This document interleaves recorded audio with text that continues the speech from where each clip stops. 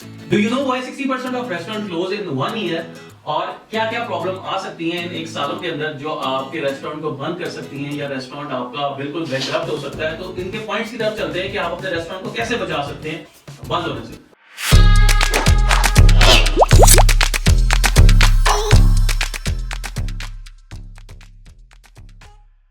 अस्सलाम वालेकुम, मेरा नाम है Ahmad Haman and you are watching MD's cooking arena. हम फिर से मिले हैं अपनी सीरीज में कि आप रेस्टोरेंट कैसे खोल सकते हैं, कैसे बंद कर सकते हैं। तो आज मैं आपको बताऊंगा कि एक रेस्टोरेंट जिसको हम खोलते हैं उसके बंद होने के चांसेस क्या क्या हैं। मैंने आपको पहली सीरीज में बताया, आपको उसका लिंक मिल जाएगा मेरे डिस्क्रिप्शन में और उसकी टाइटल आ रहा होगा ऊपर। इसमें मैंने सारी डिटेल बताई है कि क्या क्या किस तरह से आप रेस्टोरेंट को इनिशियल खोल सकते हैं। आज मैं डिस्कस करने जा रहा हूँ कि किन पॉइंट्स को आपने ध्यान में रखना है कि रेस्टोरेंट पहले साल खुलते ही बंद हो जाते हैं, उससे पहले भी बंद हो जाते हैं। तो first reason I am talking about is the financial crisis.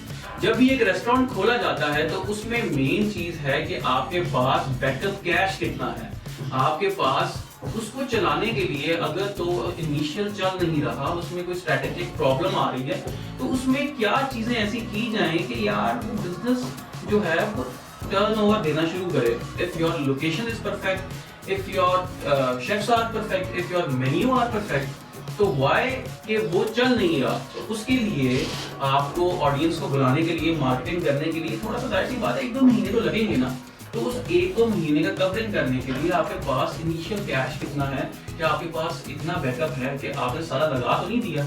आपके पास क्या 5-6 महीने का बैकअप प्लान है, क्या आप उसको रोलिंग में ला सकते हैं, क्या आप अपनी शेफ्स की या चीजों की या बिल पे कर सकते हैं। अगर रेंटल जगह भी है तो उसका रेंट पे कर सकते हैं। तो इस चीज में सबसे पहले मैटर करता है कि आपकी जेब कितनी है। अपनी जेब के हिसाब से मतलब अगर आपने 10 लाख का सेटअप खोला है तो इनिशियल आपके पास 1-2 लाख रुपया होना चाहिए ताकि आप उसको रोलिंग में ला के बैकअप प्लान अपना कर सकेंगे। यार अगर मेरे यहाँ से पैसे नहीं निकल रहे या अगर यहाँ से कॉस्ट सिर्फ पूरी हो रही है तो मैं उस पर थोड़ा सा रोलिंग कर सकूँ, अपने आप को चला सकूँ। ये हमारा आएगा फाइनेंशियल बैकअप। पहली बात पॉइंट किया हमने फाइनेंशियल बैकअप जी। तो अब हम चलते हैं अपने सेकंड पॉइंट की तरफ। सेकंड पॉइंट है कि फाइनेंशियल मैनेजमेंट। मेक श्योर कि आपकी डेली की, मैं आपको सिंपल सी बात बता रहा हूँ, आप अपने डेली के खर्चे जो है ना उनको टारगेट कर लें कि ये मेरा डेली एक्सपेंस है, इससे मुझे ऊपर नहीं जाना और इससे मुझे नीचे चला जाऊं, मैंने इससे ऊपर नहीं जाना। उसमें आपने अपने लड़कों का खाना भी पूरा करना है, उसमें आपने रेंटल जितना भी है उसको भी देखना है, उसमें आपने अपने जो भी टैक्सेस आप पे इंप्लीमेंट होते हैं वो भी देखने हैं। आपने अपना सिंपल बात है कि फाइनेंशियल मैनेज करना है किस तरीके से खर्चे लेस देन, शुरू में जितने लेस देन खर्चे हो सकते हैं कम से कम खर्चे आपने करने हैं, क्योंकि जितने खर्चे आप बढ़ाते जाएंगे खर्चे उतने होते जाएंगे और खर्चे कंट्रोल नहीं होते। तो खर्चों को स्टार्टिंग में ही अगर आप कंट्रोल लेके चलेंगे, जहाँ पे आपने 10 रुपए लगाने वहां पे 7 रुपए लगाएंगे तो वहां पे ही स्टेबिलिटी आएगी। वरना मतलब आप क्या सेव करेंगे, आप क्या इम्प्लीमेंट करेंगे और आपने बिजनेस स्टार्टिंग में बिजनेस से कमा के मतलब ये सोचना छोड़ दें। बिजनेस को पाला जाता है, बिजनेस जब है शुरू किया जाता है तो बच्चे की तरह पाला जाता है। ये नहीं है कि आपने बिजनेस पहले दिन खड़ा किया और उसमें पहले दिन ही रिटर्न लेते गए, उसमें कुछ आपने लगाया ही नहीं। री इन्वेस्ट जब तक नहीं होगा वो तब तक नहीं होगा जब तक आपकी फाइनेंशियल मैनेजमेंट ही स्टेबल नहीं होगी। फर्ज करें कि आपने यहाँ से मायोनीज लिया, मायोनीज लेने के बाद आप क्या कर रहे हैं, आपने उधार पे मायोनीज ले लिया। आपने उधार पे मायोनीज लेने के बाद आपने आपके दोस्त आ गए 10 कैफे में, आपने उन 10 दोस्तों को मायोनीज भी लगा, बंस भी लगे, चीजें भी लगी, सब कुछ लग गया, ठीक है। आपने ना अपनी कॉस्ट पूरी की और आपने दिल से चलो यार दोस्त आ गए तो आपने उनको खिला भी दिया, तो वहां पे काफी ज्यादा गैप आता है। हाँ, अगर आपकी सेल्स बहुत ज्यादा है, ठीक है, अगर सेल्स तो बहुत ज्यादा है वहां पे तो इंप्लीमेंट नहीं होता। अगर आप 15, 30, 25 बर्गर डेली के कर रहे हैं तो उसमें काफी ज्यादा इफेक्ट होता है। अगर आप स्मॉल में हर कैटेगरी को लेके चलना चाहिए तो वहां पे काफी इफेक्ट होता है। बड़े स्केल पे तो नहीं इफेक्ट होगा लेकिन छोटे स्केल से तो इफेक्ट होगा। तो वहां पे आपको गौर करना है कि इस तरीके की चीजें जो है वो मिनिमाइज कम से कम हो, उससे आपकी फाइनेंशियल स्टेबिलिटी आएगी। वो जो फाइनेंशियल स्टेबिलिटी आएगी उस स्टेबिलिटी को आप इंपोज करें अपने बिजनेस की अप ले जाने के लिए, यार उसको बूस्ट अप करने के लिए। ये नहीं कि आप उसे ले जा रहे हैं और खाई जा रहे हैं और एक टाइम आएगा कि वो करते करते करते ग्राफ्स नीचे आएंगे और फिर आपकी जो फाइनेंशियल मैनेजमेंट है या फाइनेंशियल जो चीजें आपने सोची होंगी वो खराब होंगी, खर्चे आपके हो ही जाएंगे। तो फाइनेंशियल मैनेजमेंट को स्टेबल रखना, डेबिट को स्टेबल रखना, कैश का फ्लो, किससे कितना सामान लिए, कैसे जाएगा, कैसे आएगा। शुरू में मेरी एडवाइस यही है कि आपको उधार पे काम मत करें शुरू में। बाद में आप जब आपको कैश फ्लो बन जाए, आपको पता चले यार यहाँ से इतना आएगा, डेली की ये सेल है, 2-3 महीने रुके, फिर आप जो है उधार पे चीजें लेना शुरू करते हैं। शुरू में आप कैश पे ही रहें, जितना बेच दिया उसके बाद वीकली आप ग्रॉसरी करवाते रहें और उस तरह चलते रहें। ये हमारी है financial management. So in the third point we will talk about the location, how the location can affect the restaurant.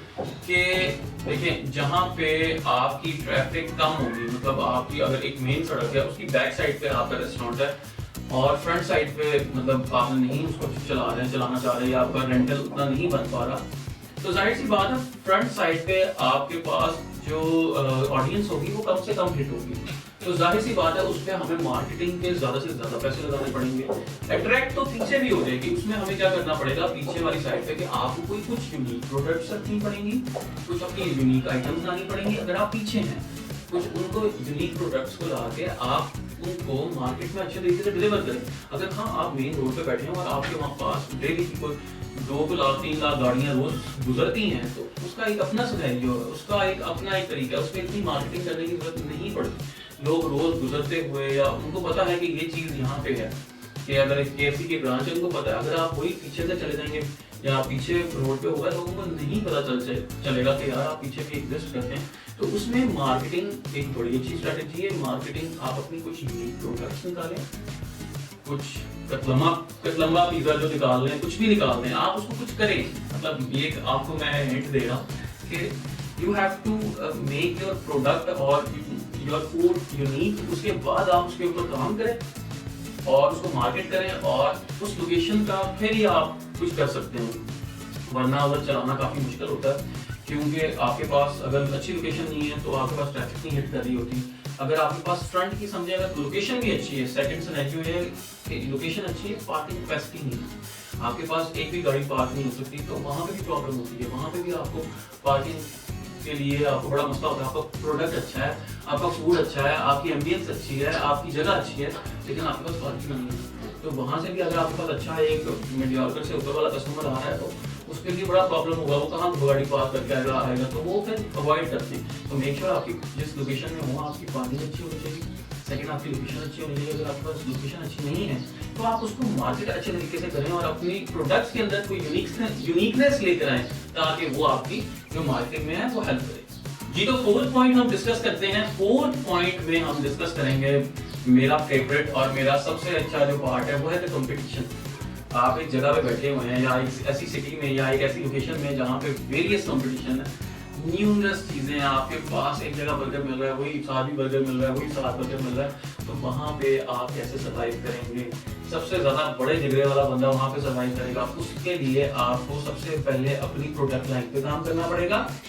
आपको अपनी कुछ स्पेशल चीजें इंट्रोड्यूस करवानी पड़ेंगी, कुछ स्पेशल फूड इंट्रोड्यूस करवाना पड़ेगा। फूड इंट्रोड्यूस करवाने के बाद आपको उसका अपना जो है एम्बियंस अच्छा रखना पड़ेगा। अगर एक साथ वाली 3 दुकानें या 3 दुकानों में ग्रिल बर्गर बिक रहा है, तो how can you make a grill burger unique? How you can make a grill burger look like unique? आप उसको कैसे मार्केट करेंगे, कैसे आप उसको डिलीवर करेंगे, कस्टमर को कैसे खींचेंगे? तो आपको ये काफी चीजें जो हैं इनका सिनेरियो का ध्यान रखना पड़ेगा, क्योंकि कंपटीशन जो होता है ना वो इजी नहीं होता। ठीक है, आप उसमें कभी कभी हाई भी जा रहे होते हैं, कभी कभी लो भी जा रहे होते हैं, तो उसमें राइट, क्योंकि हर किसी को चाहिए कि उसकी सेल्स अच्छी हो, तो हर कोई सेल्स के लिए सारे मेहनत करते हैं। तो इसके सिनेरियो में आपको कंपटीशन में कम्पीट करना जो है वो आना चाहिए। अपनी प्रोडक्ट लाइन के साथ खेलें, अपने मेन्यू के साथ खेलें, अपनी मेन्यू में चेंजेस लेकर आएँ, अपने मेन्यू को और पावरफुल बनाएं, अपने मेन्यू के अंदर यूनिकनेस लेकर आए। अगर देखिए 3 बंदे ग्रिल बेच रहे हैं, 3 बंदे जिंगर बेच रहे हैं, तो आप ही जिंगर और ग्रिल बेचेंगे, आप भी लिमिटेड रह जाएंगे। आपको कुछ उसमें यूनिक लाना है, आपको ग्रिल के अंदर कुछ यूनिक लाना है, आपको जिंगर के अंदर आपको कुछ यूनिक लाना है। ये यूनिक आपको आइडिया जो है वो मिल भी जाएंगे और आप इसमें काम भी करता है। हर किसी के पास आइडिया होते हैं, और मैं आपको हमेशा बिजनेस कंपटीशन की एक स्ट्रेटेजी बता दूं जो कि बहुत इंपॉर्टेंट है, आपको कोई नहीं बताएगा। मेक श्योर जो आइडिया आपके पास आए, आपको फर्स्टली उसको इम्प्लीमेंट करना है। आपको यही बैठ के सोचना नहीं है कि आप बैठे हुए हैं और आप सोच रहे हैं कि मैं यार उसको इम्प्लीमेंट करता हूँ। यार अगर आपके पास एक बर्गर की रेसिपी है और वो पूरे मार्केट में नहीं है, उसको फौरन से इम्प्लीमेंट करो।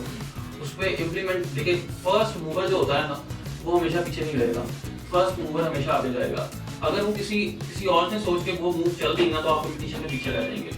तो आपको मेक श्योर करना है कि आपने सारी प्रोडक्ट्स पे काम करना है और कंपटीशन में काम करना है, कंपटीशन को और कम्पीट करना है, कंपटीशन में से हमेशा आगे की तरफ जाना है। ये नहीं कि आप एक ही लाइन, एक मार्जिन लाइन लगी हुई है उसी के तहत आप चलती जा रहे हैं, उस मार्जिन लाइन से हट के काम करना है आपने, तो आप कंपटीशन में कम्पीट कर सकते हैं। तो पांचवा पॉइंट हम अपना डिस्कस करते हैं। पांचवें पॉइंट में जो मैं डिस्कस करना चाहूंगा वो है इनकंसिस्टेंट क्वालिटी। इनकंसिस्टेंट क्वालिटी के लिए यार आपको फर्स्ट ऑफ ऑल अपनी जितनी भी चीजें आ रही हैं, एक तो रेसिपी ऑनर के पास होनी चाहिए या जो हेड शेफ है उसके पास होनी चाहिए।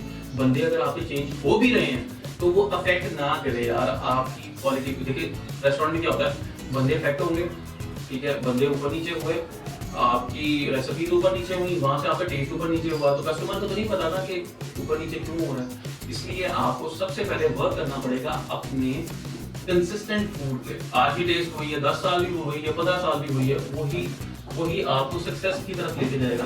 अगर आप फूड की कंसिस्टेंसी पे काम नहीं करेंगे, अगर आपने कंसिस्टेंट उसको नहीं रखा, फ्लेवर्स को मेंटेन नहीं किया, तो आपका सबसे बड़ा ड्रॉबैक है और आप नीचे की तरफ जाएंगे। तो उसको ऊपर के लाने के लिए या तो आप ready to eat product use करें, अगर आप और मार्जिन निकालना चाहते हैं तो आप मसाले जो अगर स्क्रैच से बना रहे हैं तो उनको अच्छे तरीके से मेजर करें, एक लार्ज क्वांटिटी बनाएं, उनको मेजर करें, मेजर करके अपनी रेसिपीज को लगाएं ताकि उसकी मतलब फ्लेवर मेंटेन रखना है। फ्लेवर जो कल दिया था वही आज देंगे तो ही आप कल तक चल सकेंगे मार्केट में। अगर आपने कल जो फ्लेवर दिया था और आज मार्केट में मैं गया हूँ आपको खाने और आपका फूड ट्राई करने और अब मुझे वो नहीं मिला तो मैं आपको पास कभी भी नहीं आऊंगा, ठीक है।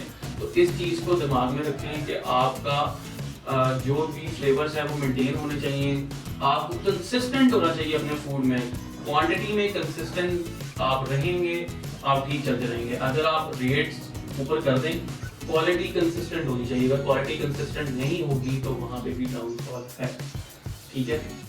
आई नो कि काफ़ी ज़्यादा प्रॉब्लम है, इंस्टेबिलिटी है, चीज़ें हैं, लेकिन हमें अपने फ्लेवर्स के ऊपर, अपनी चीज़ों के ऊपर कंसिस्टेंट रहना पड़ेगा, जिसकी वजह से हम ऊपर की तरफ जाएंगे, वरना हम नीचे की तरफ आएंगे। इसी पॉइंट में दूसरी बात यह है कि जो हमारी स्टाफ की क्वालिटी ऑफ उनको एजुकेशन है या क्वालिटी उनकी जो उनको पता हो कि किससे कैसी बात करनी है, किस तरीके से बात करनी है, आप जो अपनी सर्विस प्रोवाइड कर रहे हो वो अच्छे तरीके से, जो फ्रॉम द डे फर्स्ट जो स्टार्ट हुई थी फ्रॉम द डे एंड आपकी वो ही मैनेजमेंट चले या वही लोग चले ताकि आपकी जो है उसमें ग्रोथ रहे। अगर इस तरह से अगर आपने पहले दिन कस्टमर को बहुत अच्छा एंटरटेन किया और सेकेंडली अगर आपने कस्टमर को एंटरटेन अच्छा नहीं किया तो वो तब भी नाराज होगा, फूड के पॉइंट ऑफ व्यू से हो या एम्बियंस के पॉइंट ऑफ व्यू से हो या सर्विस के पॉइंट ऑफ व्यू से हो, वो काम खराब होगा और इसमें आपको ड्रॉबैक होगा, इससे आपकी सेल्स नीचे जा सकती है। इस पे आपको काम करने की जरूरत है। मेंटेन रखें, कंसिस्टेंट हो जाएं, अपने फूड में भी कंसिस्टेंट, अपने स्टाफ में भी कंसिस्टेंट, अपने टेस्ट में भी कंसिस्टेंट हो जाएंगे, आपकी वैल्यू ऊपर की तरफ जाएगी, नीचे की तरफ नहीं आएगी। तो ये काफी इंपॉर्टेंट पॉइंट है जो मैंने आपके साथ डिस्कस किया। जी, तो लास्ट पॉइंट है लिमिटेशन ऑफ योर रिसोर्सेज। मैं आपसे डिस्कस करता चलूंगा कि जो रिसोर्सेज की लिमिटेशन होती है कुछ, अगर मेरे पास अकाउंट में 10 लाख रुपए हैं तो मुझे 12 लाख का काम नहीं करना, मुझे 8 लाख का काम करना है। मुझे अपने रेस्टोरेंट पे 8 लाख रुपए लगाने हैं। ये मैं एक मिसाल दे रहा हूँ, चाहे आप करोड़ रुपया लगाएं, चाहे 80 लाख रुपया लगाएं, वो एक अलग बात है। तो मुझे हमेशा जो है लिमिटाइज रखना है।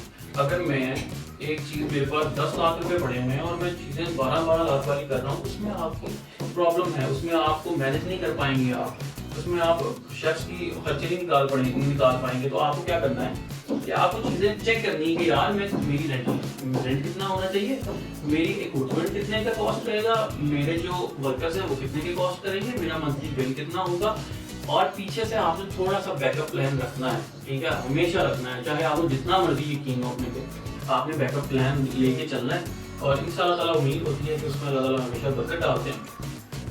तो लिमिटेड जो आपके पास रिसोर्सेज होते हैं उन्हीं में आपने, या तो आपके पास एक रिसोर्सेज लिमिटेड नहीं है तो ये पॉइंट वेरी नहीं करता।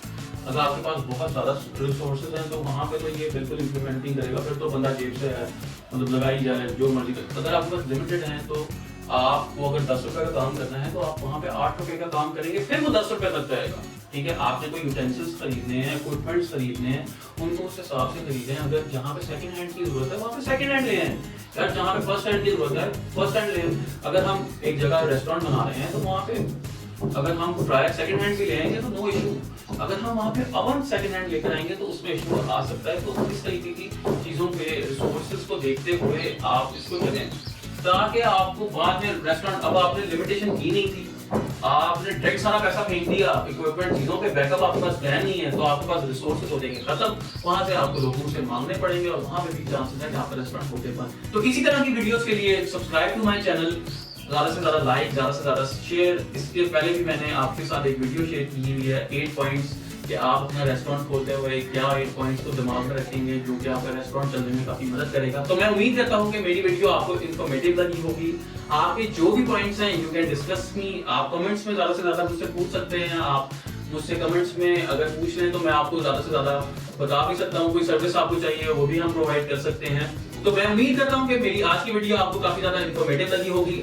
इससे पहले मैंने एक वीडियो बनाई थी कि आप एक अगर रेस्टोरेंट खोलना चाह रहे हैं तो उसमें क्या क्या चीजें आपको वेरी करती हैं या क्या क्या चीजें आप सोच के चलेंगे तो आपके रेस्टोरेंट में हेल्प होगी। तो ज्यादा से ज्यादा मेरी वीडियोस को लाइक भी करें, सब्सक्राइब करें, शेयर करें। अंटिल देन अल्लाह हाफिज़ with a lot of love.